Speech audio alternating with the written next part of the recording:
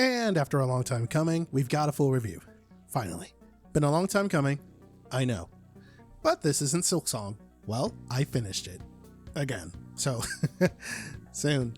I talk as if someone actually asked for that. I did that to myself. The game we're talking about today is called Roboquest, a game where you play as a guardian, or, well, this big robotic robot. And together with your rescuer slash mechanic, Max, you two set off to take the world back from Iris and the Legion of Evil Robots. The reason there was a pause there was because I was going to say Legion of Darkness instead of Legion of Evil Robots. I don't know where that came from. This was a game I came across on Steam while browsing one day that seemed interesting enough to play, and boy oh boy is it. So let's have a yap about it. The story isn't really much to write home about. It's not that it's bad, it's just kind of there. You know, one of those things. It gives you a reason to journey from one location to another while kicking some serious metal ass.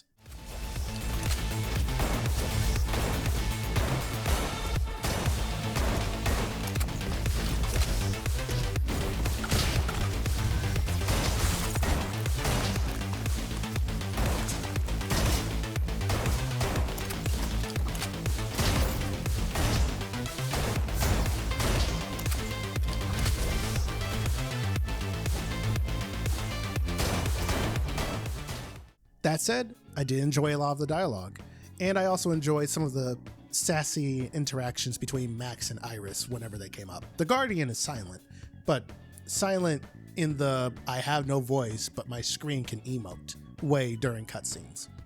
All in all, what's there for story isn't offensive. A good laugh here and there, but doesn't really do much. Gameplay is the bread and butter of this game, as tends to be the case with all games to varying degrees, and it certainly doesn't disappoint. The reason this game took so long for me to finish and get a review up for it, besides the whole new job thing, is because it's a roguelite, meaning it took a lot of trying over and over again just to complete the game. It doesn't help that the game recommended that I play on hard mode based on how well I did in the tutorial. I just kind of went with that. Again, something I do to myself. No one asked me to do that, but honestly, I'm really happy I did, and frankly, I'd recommend that anybody who plays this should play it on hard mode for a good challenge. If you're not used to shooters though, then maybe, yeah, duck that to about normal mode, but if you've at least played one first-person shooter in your life, then yeah, play this on hard mode. It's well worth it. But I'm getting ahead of myself. Let's talk about the obvious. Roboquest is a first-person shooter roguelike game. So you should not only expect to have to try, die, and try again, but you should also expect things to get progressively easier and more varied as you go. Before each run, you spawn in a base camp. In said base camp, you can tweak the game's difficulty at any time, choose your class of Guardian, I'll talk more on that in a moment, and add permanent upgrades to your Guardian, assuming you have the gadgets and/or wrenches for it. There's a decent selection of Guardian classes, but my favorite is the Ranger class. The default version of the Guardian that Max finds has a barrier special ability and a melee punch, while the Ranger version has 2 javelin throws in place of the melee attack, and a cloaking ability in place of the barrier ability. The more I say the word ability, but say it really quickly, like ability. What if I just start special ability? Ugh, I don't like that. I'm going to go back to just rolling into ability. All Guardian abilities can be tweaked and added onto whenever you level up during a run. When you level up, you get about 3 different options by default for what you want to upgrade for your Guardian. In the case for the build that I was going for my Ranger, or at least at one point, I really like the ability to have my decoys that spawn whenever I decide to stealth away, that they can shoot at the enemy. But also, when I reappear, my javelins will explode. Properties like that can happen. I should also mention that the elements also play a big role in the gameplay as well. Not as heavy as something like, say, Borderlands, but they definitely help out a lot here. You have electricity, you have fire, you have, you have ice or cold. They all help in their own way and debuff the way you think they would.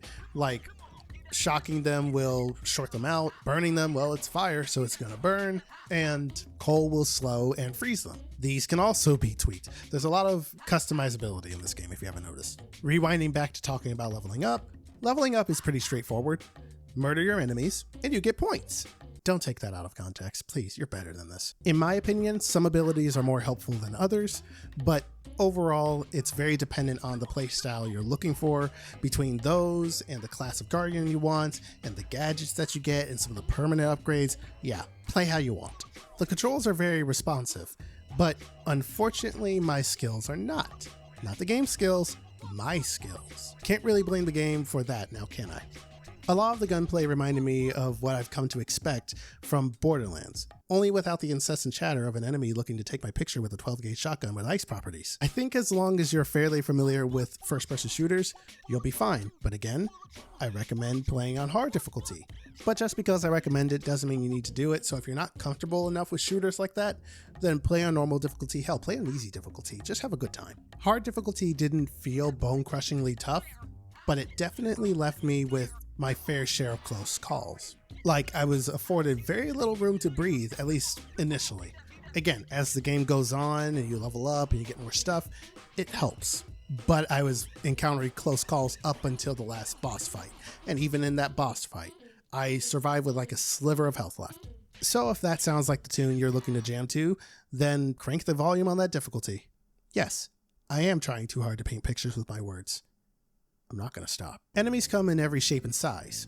They even have their own gimmicks and priorities. The smaller ones are generally quick to dispatch, but they later gain some sort of crowd control abilities or elemental properties to hinder you if you ignore them for too long. Kind of like when you forget to feed your cat and you start taking bleed damage for some reason. Early on in the game, bigger enemies tend to be more front-loaded, so they have a lot of damage output, but not a lot of ways to get away from you, and they're easy to hit. But later on, they'll be harder to hit because they'll be able to like zip around a little bit, not too fast, not as fast as a smaller enemy, but fast enough where your aim will get shaken a bit, and they'll still be pumping out about a bunch of damage, especially AoE damage. I hope you like dodging.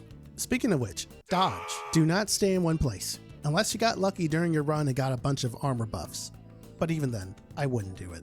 Beyond gameplay, Roboquest has an excellent soundtrack and a great art direction that feels very cartoony or comic booky, however you want to look at it. And on another note, this game can also be played with a friend, so if you have one of those, you should play it with them. I don't really have much else to say about the game beyond what I've already said, so I'll just cut to the chase and tell you that Roboquest I finally got a typo in my script, I'm sorry. Where I've been typing out Roboquest the whole time. At the very last paragraph, I type Robot Quest. That's awesome. Anyway, Roboquest gets a go for it from me, and if you want to play it yourself, you can pick it up on Steam, PS4, PS5, Xbox One, GeForce Now, and Xbox Series X and S for, I didn't type the price in here, I'll be right back, $25. And with that, I hope you all have enjoyed your stay. I'm TUSDarryl, and I'll catch you all later.